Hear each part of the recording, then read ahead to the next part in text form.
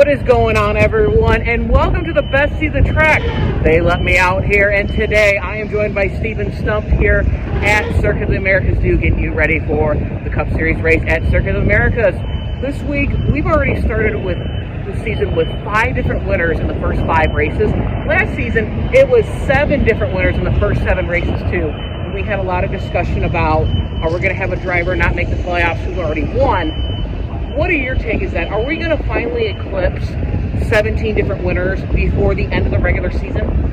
I think that's a little bit of a tall order to say, just because we've gotten 13, 14 winners in some of the past seasons, and even though we've had, let's say, 10 winners in the first 14 races, eventually we're gonna have so many winners that we're gonna start having repeat winners. So while 17 might happen theoretically some point down the road, I don't think it will happen just yet.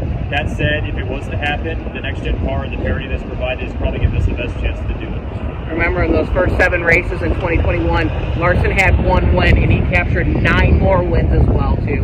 And I want to take a look at the points and highlight some drivers as well. As you see on screen, too, some of these drivers are kind of in trouble. When you look at Denny Hamlin, Cole Custer, you look at Christopher Bell, all the drivers that are in gold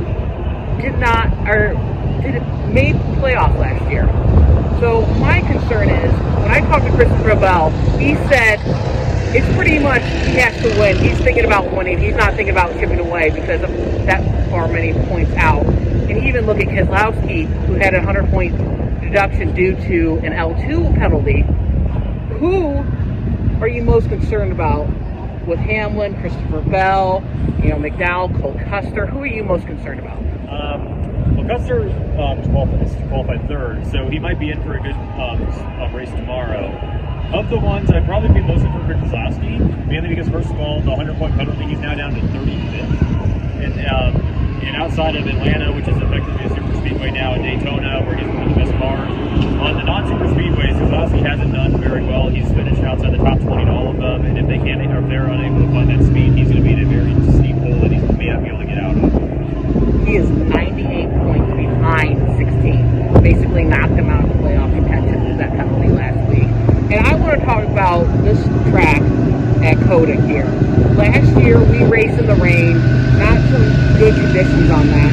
And the back straightaway over there created huge issues because of visibility. And we asked some drivers, and like I said, we'll play the clip here about where they think the action track's going to be. Last year, honestly, kind of everywhere was a trouble area. Where this year, I don't think you're going to see the issues down the back straightaway near as much. Getting into the break zone, you might see a little bit, but I think it's definitely going to be like a whole new racetrack for all of us, trying to relearn it. The guys that are running the Xfinity or the trucks this weekend, I feel like we'll have a little bit of an advantage here early, just knowing kind of the limits of the dry. So yeah, I don't think you'll see the same trouble areas. I think turn 1 will definitely be one on the restarts a little more than last year. So it'll be interesting. Like I said, we're all kind of learning it for the first time, and it'll be the same in the race scenario.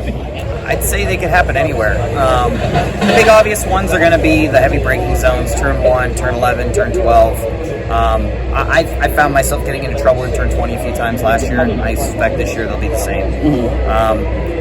This track's all about momentum and angles, and a lot of the corners are so very inviting to drive it off in. They're really deep and shortcut the entry, so it can be anywhere, honestly. Yeah, we've kind of got a hodgepodge of answers of what's been going on, where the corner's going to be. It's mainly looking like turn 1, and I agree with that too. You don't realize how steep of an elevation change. It's at least a couple story change from here on the back straightaway, we're near turn 20 to all the way down to turn 1. What are your thoughts? Do you think, are we going to look at turn 14? Are we going to look at turn 1? Are we even going to look at turn 20 as a trouble corner? I think turn 1 will probably be the trouble corner, and you mentioned it's a couple stories. It's actually more than that. From the start finish line up, it's actually more than 100 feet, which would be honestly as tall as a small office building. But to go into that, if there's a bunch of restarts in the race, like we saw a bunch of calamity in turn 1 in the Xfinity Truck Series races, for example, Chastain got spun out of there while battling for the lead.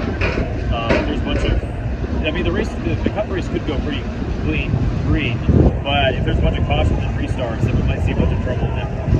Absolutely. Well, it is time to get to the picks of the race, and I got to show the standings here. And last week, I had a winning streak going on, started all the way from the beginning of the season at the class. I picked Kyle Busch to win, and unfortunately he wrecked out Brad Harrison, who was on the show, picked Ryan Blaney, finished 17th. And I want to hear, like I said, we asked the poll on YouTube, who do you think is going to win? And I provided the top 4 drivers who finished last year. That included Chase Elliott, that included Kyle Larson, Joey Logano, Ross Chastain, and I have the option of somebody else. Somebody else is leading the poll right now, too, which is quite bizarre because between Larson and Elliott, they basically dominated the road courses. And here's the most ironic part. Between those 4, Chastain was getting quite a few of the votes that people think were going to win. I respect that. He's finished in the top 3 in the last 3 races, finished 4th here last year. There's a lot of momentum going on, but I want to hear your pick. Guest pick first, too. Who do you think is going to win here at COTA? I think you got to go with the obvious answer, which is Chase Elliott. He may have only won 2 of the 7 last year, but he was contender for pretty much all of them. He's pretty much been the road course king. He's only 3 away from becoming the sole road course winner in the Cup Series of all time. And I think he won this race last year. So I think, especially he's always done well in races where it's kind of gotten rainy. He's able to kind of go on long green flag runs and gap the rest of the field. So I think if they're getting the races it's relatively clean, I think he'll kind of go from the impact starting spot and make his way up to the field and win. Last year, this was kind of a bizarre race. They didn't lead a ton of laps. Of course, there wasn't a ton of laps that was ran here last year. I'm going to go with your counterpart, Hendrick Motorsports counterpart of Kyle Larson. He's the other obvious choice here, too. He actually has more road course races won last year compared to Chase Elliott. He won 3 races on the road course last year compared to Chase Elliott. Chase Elliott is a good pick, but I have to go with Larson. Stephen, it is great to have you on the show. And from everyone here to Frontstretch.com, make sure to subscribe. It really helps this channel to bring you content right here at the track.